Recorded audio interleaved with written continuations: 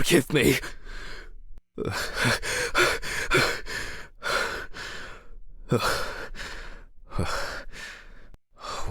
What? Christ. What a dream. Ah, fuck.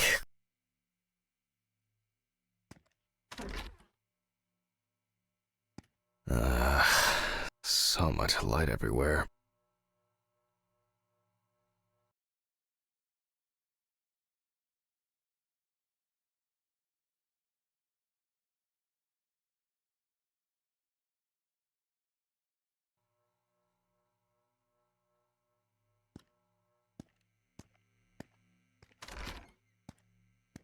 A pill a day keeps the defective Jack away. It's a shame these won't help with my hangover.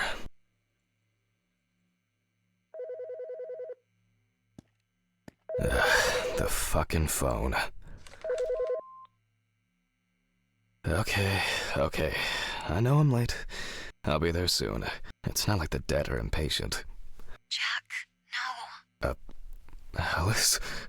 Who is this? It's Charlotte Graves. Oh God, I'm sorry. I didn't recognize you. I thought it was work calling. It's okay. I hate it when work calls me at home, too. How is everything? We haven't talked since... you know. Well, there are good days, and there are bad days. What can I say? At least I can hide away at work. Well, you always were the most comfortable in the dissecting room. Listen, I have an unusual request. Okay, how can I help? It's nothing serious. I just wanted to ask, do you have any pictures of Alice? Maybe one where the two of us are together? I'd love to have something to remind me of her. I guess. I'm not sure. I'll look through her things. Thank you. I'm sorry to trouble you with this. All this can't be easy for you. I'll get through it somehow. I've been meaning to sort through her stuff for a while. Have you asked Stephen if he has anything? Yes, I spoke with him this morning. He said he gave everything to their mother and that I should ask you. I see. Jack, I know you're trying. That you cope somehow. Stephen's there for you. Although, well, we all know how he can be. But, I mean, if you wanted to reminisce about Alice, talk. I really should go now. I overslept, I'm late for work, and I still have some errands to run on the way. Oh. Okay, sure. Sorry to keep you. I'll look for something and send it over. Thanks for the call, and bye. Oh, do you have my address? Not on hand. You'd best remind me again. 292 Browning Lane, apartment 432, Johnson City, New York, 13790. Got it. Thanks. Thank you. It would mean a lot to me. I just miss her so much. Yeah, me too. And that's okay. Really, no problem. Thank you. Take care, Jack. You too, Charlotte. It was nice to hear you. Well, that was a bit unexpected. I should probably find something to send.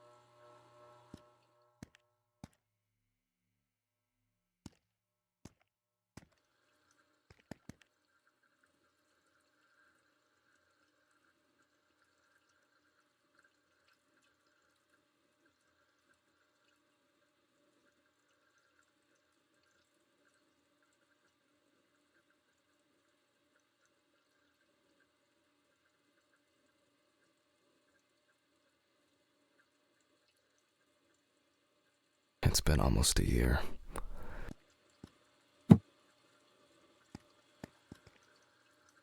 It's always good to have something for a rainy day.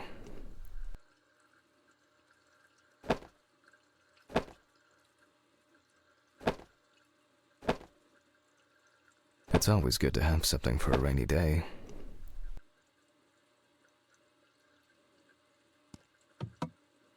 These were from Thanksgiving. Stephen invited me.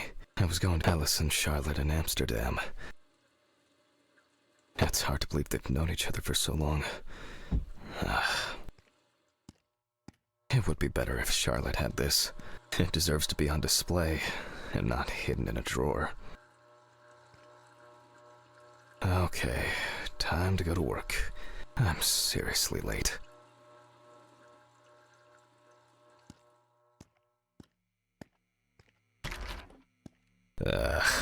I should grab some coffee and aspirin on the way.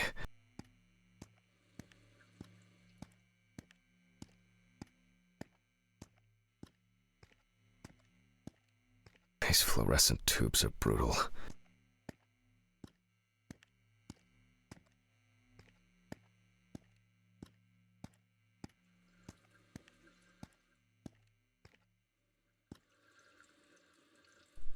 Standard correspondence consisting of bills, advertising leaflets, and pious reminders about the upcoming end of the world.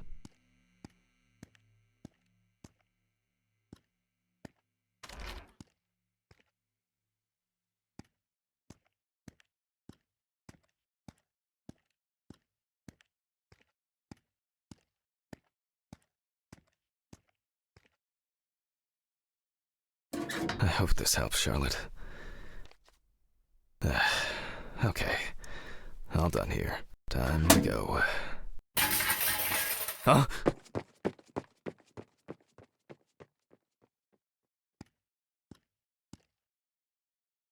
Damn, I forgot my jacket. Well, I'll brave it for tonight.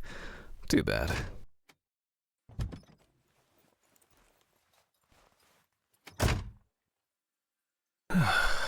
Nice and fresh. At least it's peaceful here.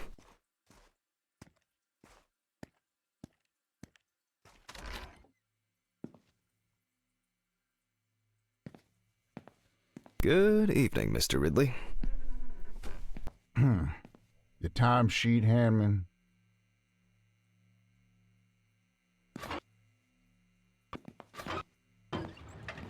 Some corpses have more personality than this guy. Christ. Who leaves the window open in the middle of November? So I'd better check the answering machine.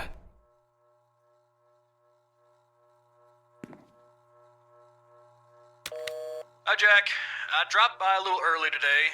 I left the body with Ridley in the corridor. He wasn't sitting in the locker then, so maybe he'll even throw him into the room. Well, how are you doing? I mean, it's your first birthday without her, and...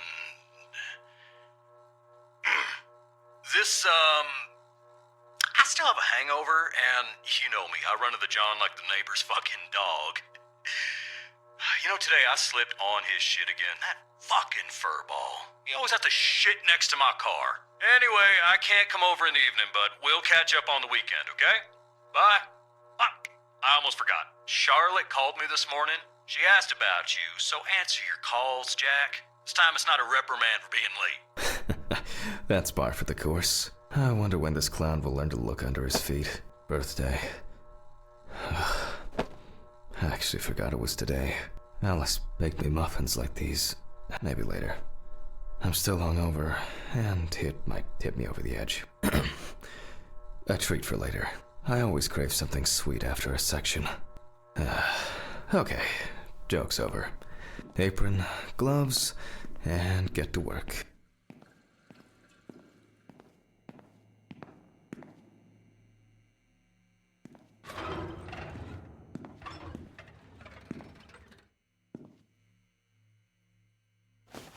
Ah, man.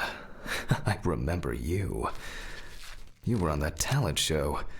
What was your name again? I need to order another batch of these. I've got to remember to do that later. And that's the whole point.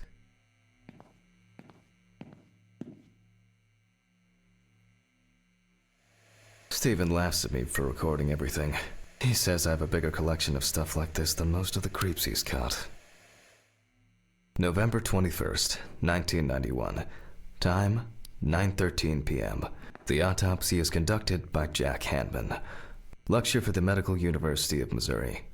After yesterday's lecture, you should already know the ins and outs, so today we'll be consolidating our knowledge.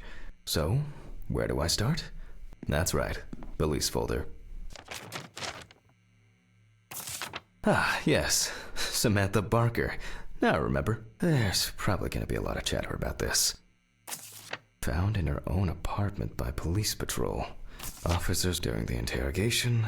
A friend of the deceased admitted that Samantha never got to... The deceased was found in her own apartment, in a semi-recumbent position on an armchair. Large quantities of alcohol and empty packets of sleeping pills were also found in the apartment.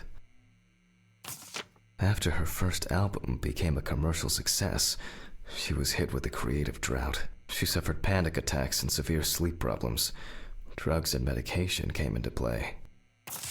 When questioned, friends admitted that Samantha's last days before losing contact seemed extremely happy and relaxed. She also quit drinking alcohol and mentioned something about rehab. The friend also admits that there was no indication of an impending tragedy. Well, let's see what settled this matter. As you can see, the body is fully clothed. Therefore, before we move on to photographic documentation... Okay, now we can continue with the examination. Again, begin by taking photographs of the cadaver. I guarantee that over time it will cease being embarrassing for you. First, we photograph the whole body.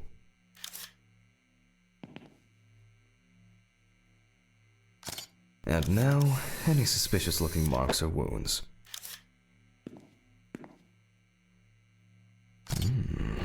Yes, I've seen this many times.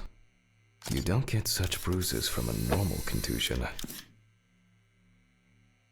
Well, there's even more here.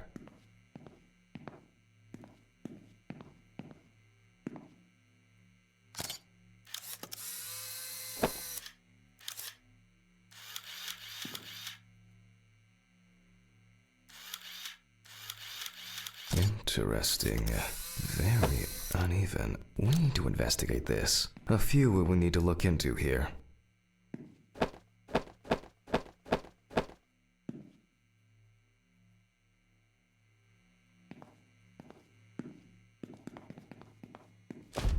Notes prepared. Time to take a closer look.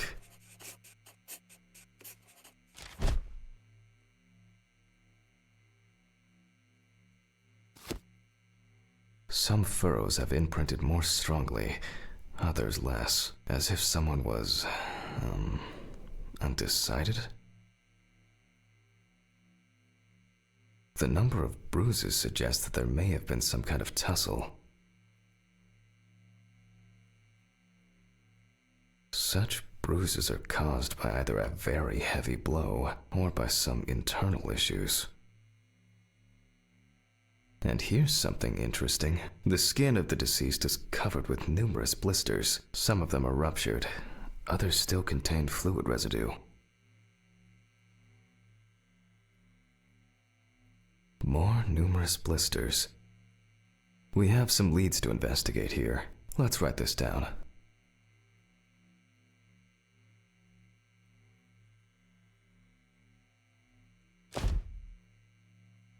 On the neck of the deceased, we can see clear furrows, indicating that strangulation may be the probable cause of death. Given the condition of the deceased, it's difficult to tell immediately whether the bruises were the result of a struggle or perhaps the result of iron deficiency. Currently, it's difficult to say whether the bruises were the result of a beating or whether it could be some kind of internal bleeding. In general, such blisters usually appear in the case of mechanical abrasions, but due to the although it's easier to have abrasions on your feet, but the number and size of the blisters suggest that it's probably a matter of barbiturate poisoning. A severed spinal cord. trauma to the larynx, or the examination with a UV lamp will dispel some doubts. Potential attackers could have left traces. After examining the organs, we can easily verify whether there was internal bleeding or whether the deceased was suffering from something. I'll add barbiturates to the list of necessary tests, to be checked in the lab later. Given the testimony of the victim's friend, I add alcohol poisoning to the list of potential causes of Miss Barker's death. A blood test will no doubt quickly verify that hypothesis. But first I'll check for external traces. For this we use the good old UV lamp. I look carefully at the whole body. UV rays will reveal any traces. The area around the head is empty.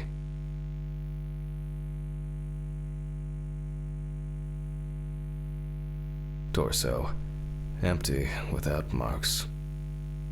Legs, there's nothing here.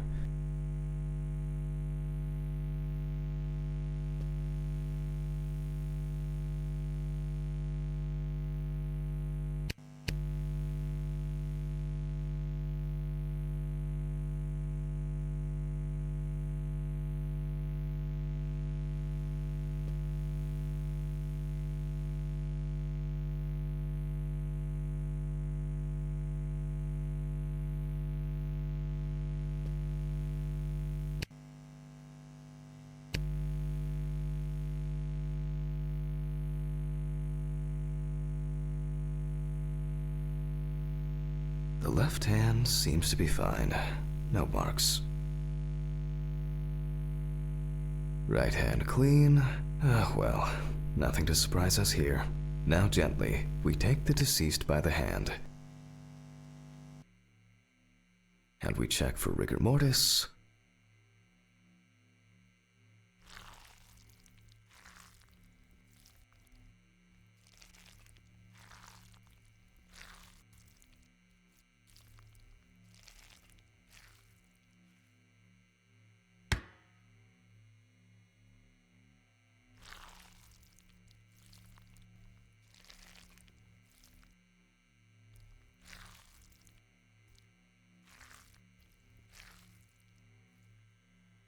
Again, the hand falls freely. After yesterday, you should know what this means. Since we don't have a definitive lead, we will examine all the key organs one by one. So, I'm starting the internal inspection. I dissect the skin of the deceased.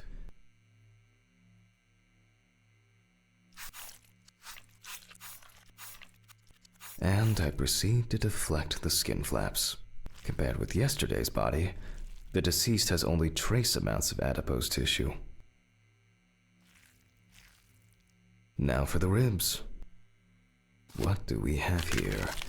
Or rather, what don't we have? There is certainly no sign of internal bleeding. Sometimes regarding bruising, it doesn't take much. My wife was constantly banging into furniture, walking into door frames. That's a wonder she never broke anything. Before I disembowel the deceased, I will take samples for toxicological tests. All done. I'll transfer these to the centrifuge. What was it? 15, 70, 10, 75? Maybe one day I won't need my notebook. Numbers have never been my strong point. It's probably why I regularly forgot birthdays and anniversaries. I'm lucky Alice always forgave me.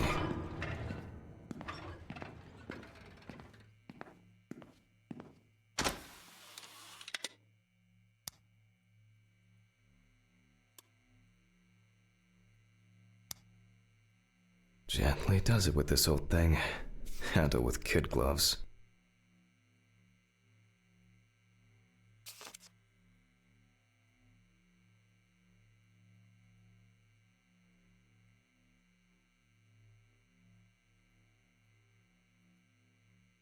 I'm starting the centrifuge. Let's see what results come out. The laboratory is already open, so... Fucking hell! Ridley! Mr. Ridley! Where is he? The fuses need resetting. Fuck it. I'll do it myself. I swear there was a flashlight in here.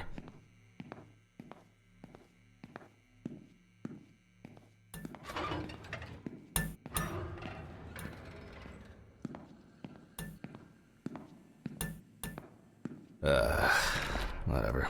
I know where the switches are anyway. First the right, and then the left.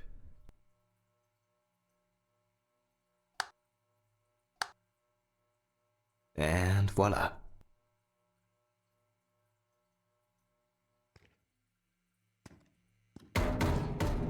What?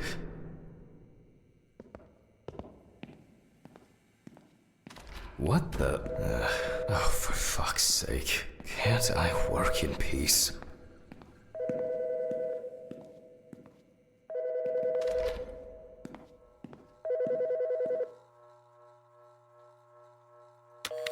Jack Hanman speaking. Easy, why so rude? Steve?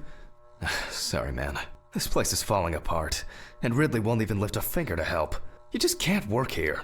Did the centrifuge trip the fuses again? Yeah, eventually everything's gonna go up in smoke.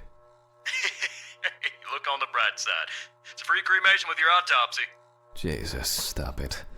That shit pisses me off. Okay, sorry, Jack. Anyway, I'm calling to ask how the autopsy's going. Soon there'll be journalists sniffing around for info, so we'd best be ready. I'll whiz through this in a couple of hours. It doesn't look like a complicated case to me. More of a formality. The report will be available in the morning. Sounds great. Thanks. Phew. How's your head? Well, my head seems better than yours. On the way to work. Holy fuck. Jack, turn on the radio. What? What's happening? Quiet. A 3-car police convoy was involved in an accident near Pete's Bay Bridge while transporting prisoners to Orleans Parish Prison. At the moment, we do not know the exact number of victims or whether any of the convicts escaped. However, the scale of the accident indicates a large number of victims, possibly even fatal ones. Police are on their way to investigate the incident and secure the area. We know that the injured prisoners are on death row. The police were to transport them to their execution, which was to take place tomorrow morning. Many of them are very dangerous criminals. We will report on the matter on an ongoing basis, so stay tuned with us. What? Was? Steven, was Red Pete one of the passengers? He was, wasn't he? What if he survived? Jack, I have to go. They want me on site. What if he survived? I gotta go. Talk to you later, okay? Fuck. Calm down, Jack. Pills. I need my pills. You heard him, Jack. A serious accident. Lots of victims. He's definitely dead. Yes. Nothing's going to happen. Christ. I've got to get back to work.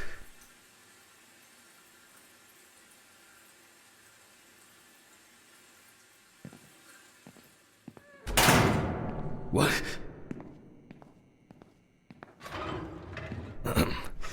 Technical break. At least I know I can pursue a career as a janitor if I need my own but trusted centrifuge. Ideal for all the fluid tests I need to perform during an autopsy. Fucking hell!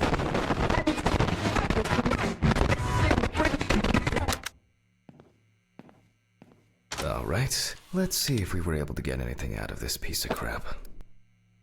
And miraculously, yes. The samples did spin. I'll transfer them to the chromograph in the lab.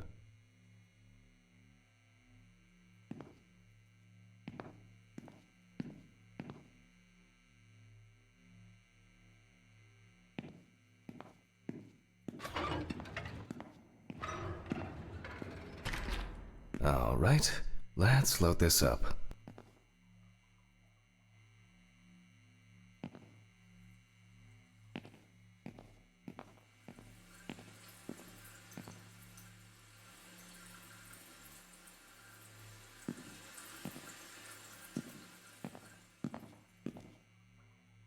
I placed the test tubes in the rack.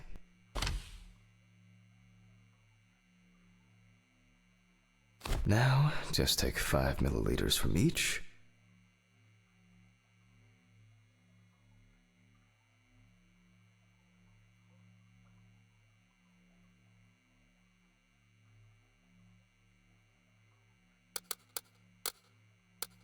Precisely.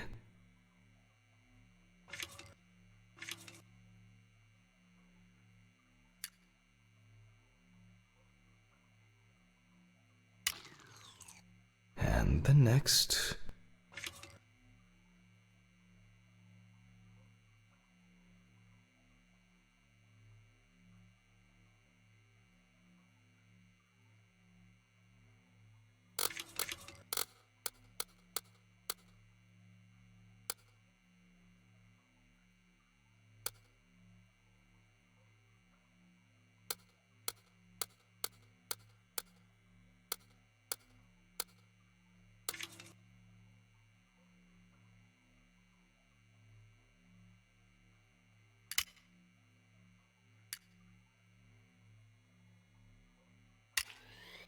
Five more.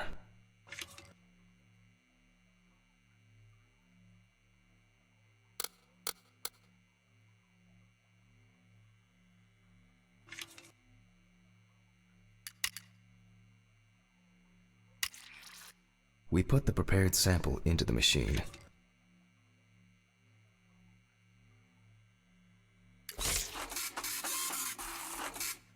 Let's see what we have here. The results indicate that the deceased did consume alcohol shortly before her death. However, this is not an amount that could cause poisoning leading to death, just slight inebriation. I can return to the body and continue the rest of the examination.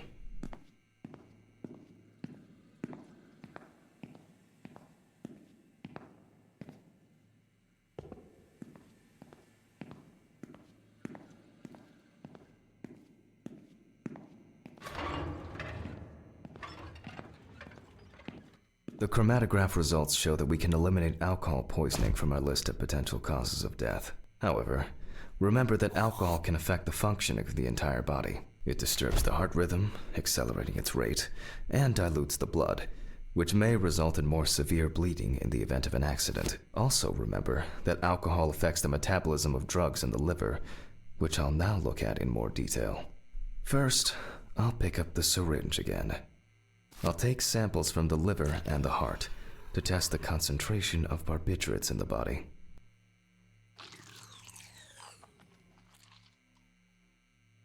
That's enough. I'll do the test later. I'd best not try my luck with the centrifuge right now. Now I remove the liver. No lesions. However, it is slightly enlarged. Perhaps it's a slight inflammation or drug-induced damage. It may also be the result of the deposition of substances from drugs. Let's check the weight of the organ.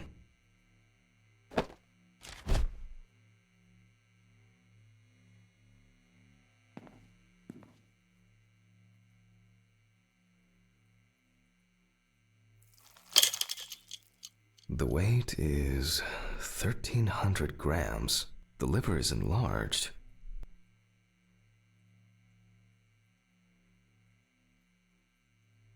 I'll move on to a cross-sectional study. Perhaps the enlargement is the result of early cancerous changes.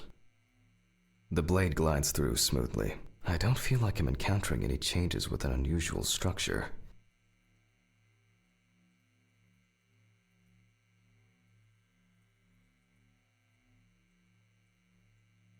No steatosis or cirrhosis.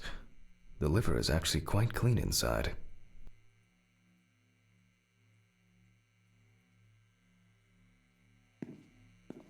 The liver is basically healthy. We already know that the deceased didn't abuse alcohol. The question is, what about drugs or other substances? I move on to the heart.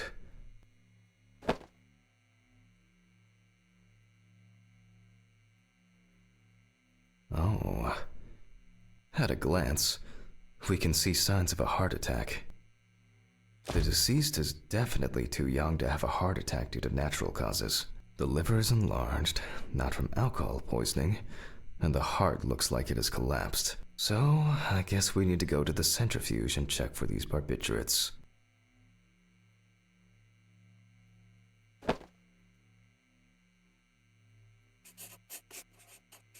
The last time I saw this kind of poisoning was a few years ago.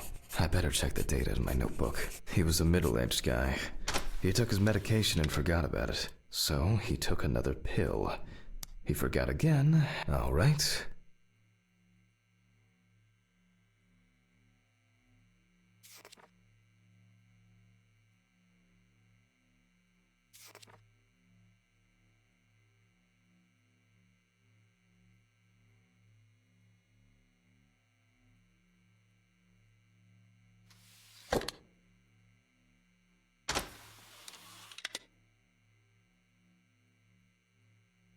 We close the centrifuge and pray that it doesn't trip anything again.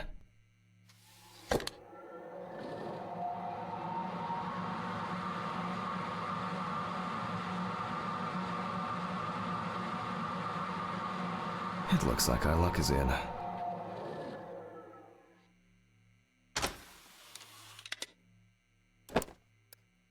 We can take the samples to the lab now.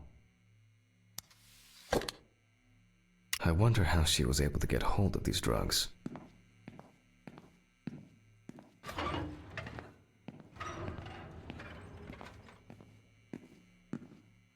Okay, 2 samples this time. 6 milliliters each.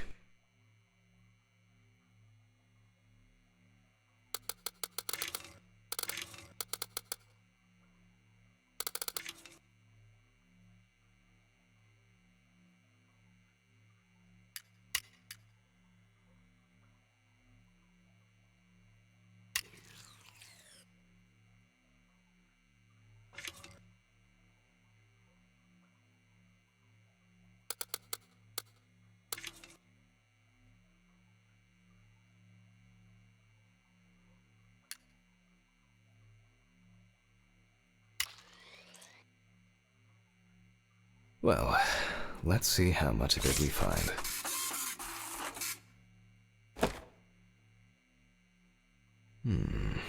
Nothing surprising.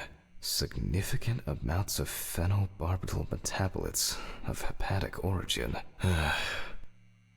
Looks like I'll have to check the contents of the deceased's stomach.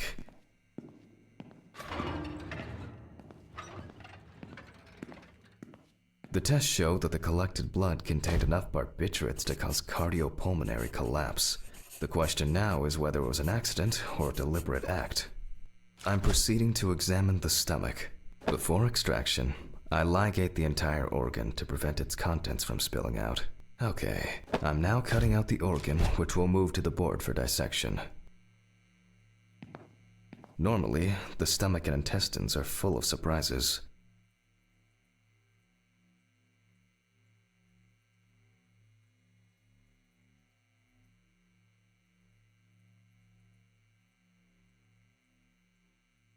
But not this time. We see remnants of undigested food and a dense mass of pills. You don't take this many drugs by accident. Length and width normal. No obvious pathological changes. Undigested drugs found in the stomach of the deceased.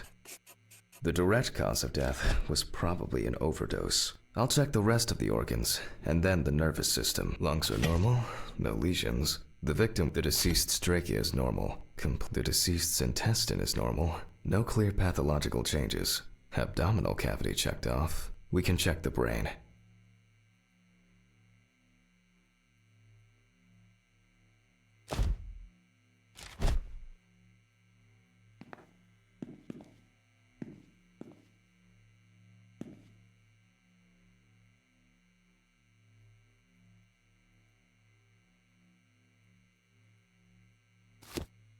I make a cut to open the lid of the victim's skull and remove the brain.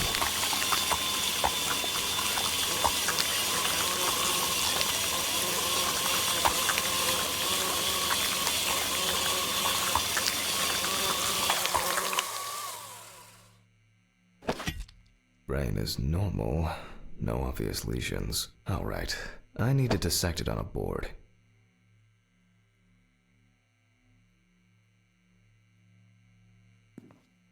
Using a knife, I carefully cut through the brain tissue. I peek inside a bit, and... I don't think there's anything worth noting.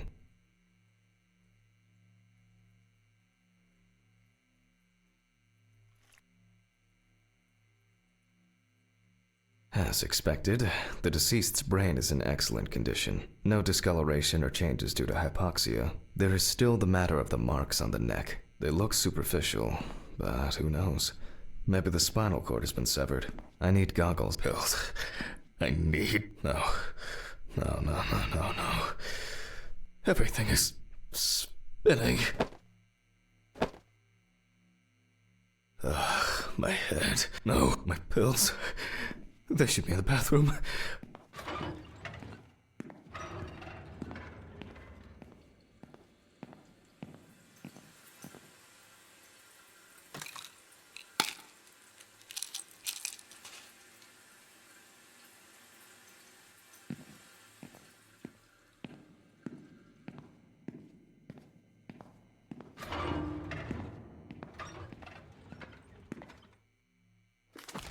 Alice.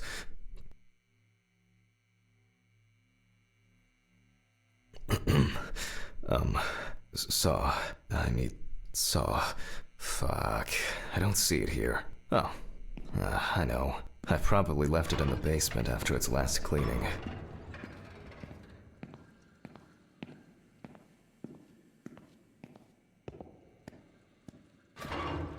Mr. Ridley, I need a key to the basement. It's in the social room. Why is the key lying in the... never mind. Thank you. Hey, Hammond. Did you hear about the convoy? Well, maybe you'll get a chance to relive your glory days and catch Red Pete again, huh? Let's hope there won't be a need for that.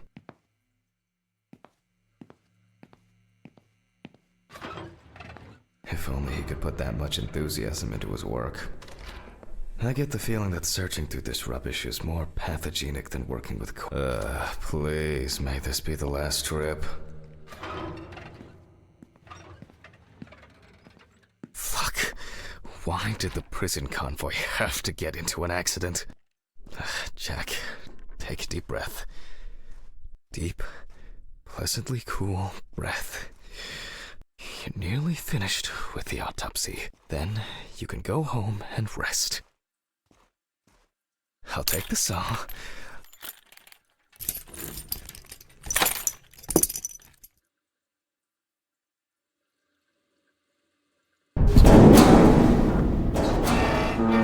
Fuck! It's jammed! Doesn't anyone do maintenance around here? Damn hatch. Damn Red Pete. Will I ever again? Will I ever be free ever? If only...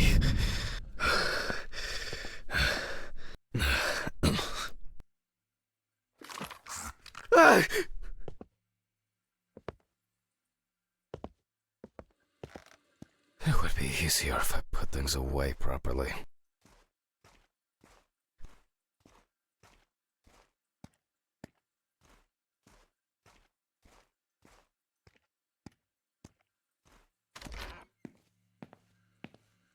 And like clockwork, he's already sleeping.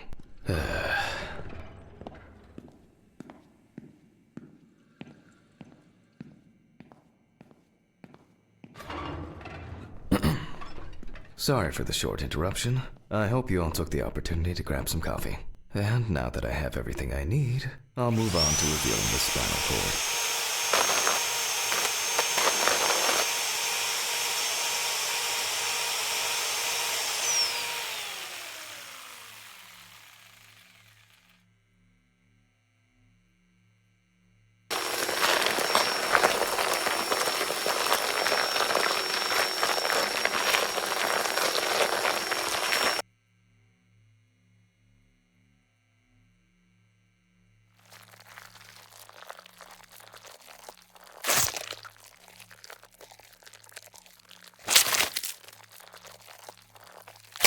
The spine is removed. I can see that the spinal cord was not severed. This shows that apart from the marks around the neck, hanging didn't negatively affect the condition of the deceased. Ladies and gentlemen, almost over. Now, To sum up and tidy away the body, the direct cause of Samantha Barker's death was a heart attack resulting from an overdose of barbiturates. Traces found on the body suggest that the overdose was a deliberate act, following a failed attempt to hang herself. The autopsy found no evidence or genetic materials indicating that death could have been the result of an attack. Third-party involvement must be excluded. Autograph, and we can start sewing.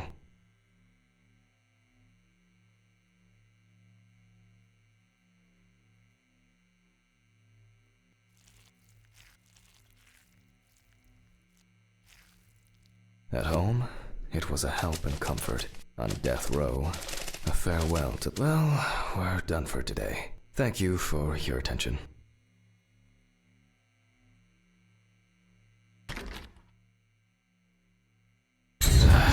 Tiring day. I can feel those hunger pains coming on. I guess I'll have to pick something up along the way. Gloves in the trash, leave the apron for cleaning. Now I can go. Camera. I didn't turn it off. A nightcap will do me good. Good night, Mr. Ridley. The police will pick up the body and accompanying documentation in the morning. Sure. I guess there are actually two things in this world you can be certain of. Death and Ridley's reluctant attitude. Alright, maybe three things. My whiskey on the rocks when I get home. So cold. I guess I should have brought my jacket to work.